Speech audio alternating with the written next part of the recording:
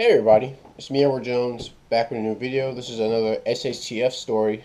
This one that just happened yesterday. I say yesterday because I'm recording this at around 12:30 in the morning.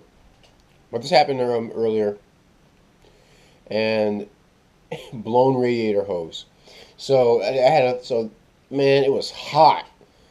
I'm in Columbia, South Carolina. On my phone it said 94, but I felt like 100. But it said but the feeling may be like 102. So just the night before, I just replaced all the coolant in the truck. Um, if you guys remember the original engine I lost in the flood, and so I got a replacement engine. Now that replacement engine had all this rust. It was just nasty. I think I had like 25 gallons of wastewater trying to clean this engine as best I could, and so um, I had to get a temperature sensor from off the old motor, and all this that and the other. So I went to go change on my radiator fluid today. A few days ago, and it was like brown. So what I did was I drained everything out, and then I just filled it right with tap water and this rust inhibitor by Rust-Oleum. I wish I had the jug I can show you, but it's like it's a jug about this big. It's a gray. It says rust, 30 minutes rust remover.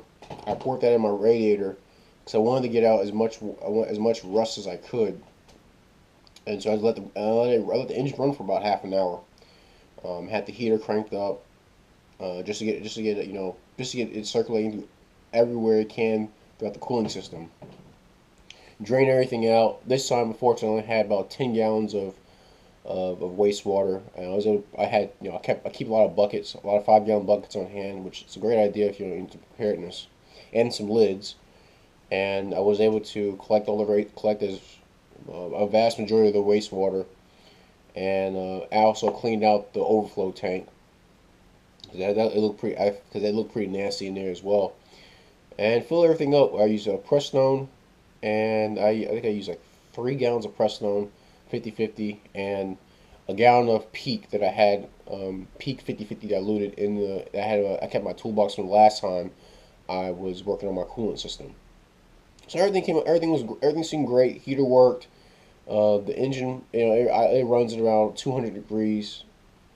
That's like this, I guess, because I got a 180 thermostat in the truck, and this seems to be like optimal performance, and it runs pretty well at that temperature.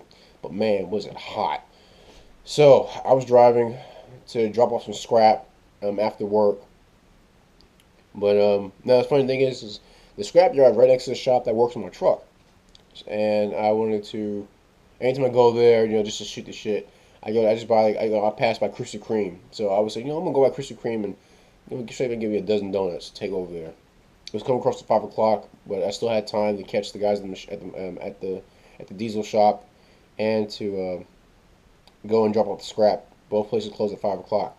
So I pull off the Krispy Kreme, and I'm on the phone with somebody. And I look out the window, and all of a sudden I notice there's a pool. Like there's a pool underneath the truck that I haven't seen before. I was like, wait, was that there when I pulled in? And that's what I always look out for. Anytime I'm driving, and I look out for any puddles that may be there in the spot before I get there, just so there's no confusion as to what's happening in my vehicle. I do know I have a transmission leak. Some gear lube leaks out.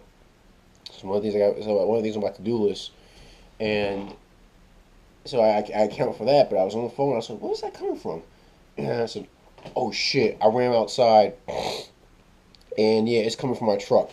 I popped the hood, and I see that there's on the upper radiator hose. And I noticed like my power steering pump is just covered in fluid. So I check my upper radiator hose. As soon as I twist it back, all this coolant starts. It's a small hole, but man, they just shoot out a lot of. It was under a lot of pressure. All this coolant was running out of that hole. So I said, "Oh crap!" So I can't. So I said, "I wonder how long it takes me to get this thing fixed." So I went to. Um, I still had a little bit of coolant left in my toolbox from the night before, and I said, maybe I could use some of this, but let me figure out how far am I from the closest. auto parts shop.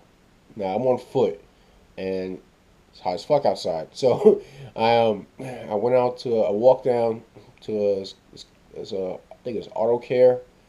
I forgot the name of it. Precision Auto Care. I asked them, "Do you guys have a radiator hose I can put in my truck?" They said they don't have one. And so we can check. They said, "Do you know what's the nearest store?" I said, "Yeah, next door." And it was like Kenny's Auto Supply. I said, "Oh, okay."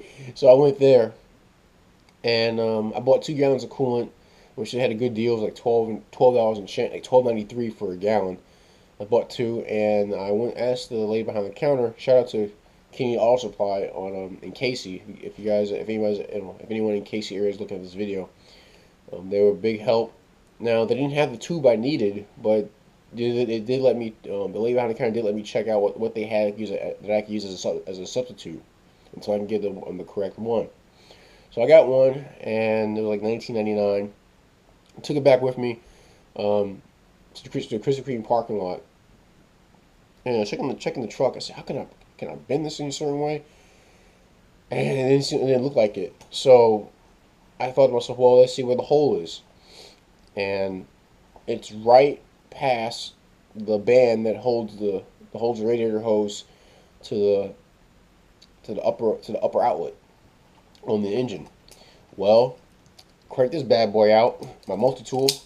I've shown this in videos before. It's my Gerber multi tool. It's actually an AR-15 M4 M16 tool.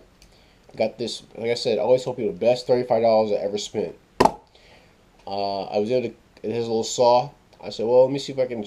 I think I have a lot of room. So I cut off, a little bit past where the hole was, and he's got a screwdriver attachment. Undo the band. Put the hose. Let some of the coolant run out, and put the hose back in its spot. And put the band on it again and tighten everything up. I had to wait till the engine cooled down because that coolant was very hot. Next, I didn't have my funnel. I said I think I left my funnel back at the house when I was working. I was changing all my coolant out. So I did was I took the empty and keep this in mind. And guys, keep this in mind because it may come in handy someday. I took the old Peak 1 gallon jug, the 50/50 jug. Took the saw and just stuck it right into the side and just cut around, made a funnel. And this thing actually, because it fits perfectly inside the overflow tank and inside the radiator. So I was able to use that as a funnel to fill up my overflow tank and to fill my radiator back up, which I used maybe half a gallon to do both tasks. Wiped everything down, capped off everything that needed to be capped off, and I said, well, it's past 5 o'clock, so I might as well just get me something from Krispy Kreme. And I did just that. Got an apple fritter and New York cheesecake because those things are the bomb. And went about my day. Got back home and passed out. I had some spaghetti and some rigatoni and meat sauce and passed out. So that's my SHTF story. That's the first time I've ever had a radiator hose blow up on me, or rather not blow, it explode. It sprung a leak. Last time I had a whole spring leak. It was my power steering pump. If you remember, I told you it was my power steering, and my brakes went out at the same time on my way to my grandparents' house. But it was, unfortunately, it wasn't a hot day that day. It was mildly comfortable. But today was burning up. I can see why some people freak out. Should something like that happen, they're just left stranded on the side of the road, and they can't, they need some help. So I'm gonna do a video on that topic as well. This is the third time I had a breakdown on the side of the road. Came out on top. Actually, the last time it happened was my clutch slave cylinder went out. Luckily, I broke down a quarter mile from AutoZone, and my buddy Adam, he was in his car. I was following him to his mother's house.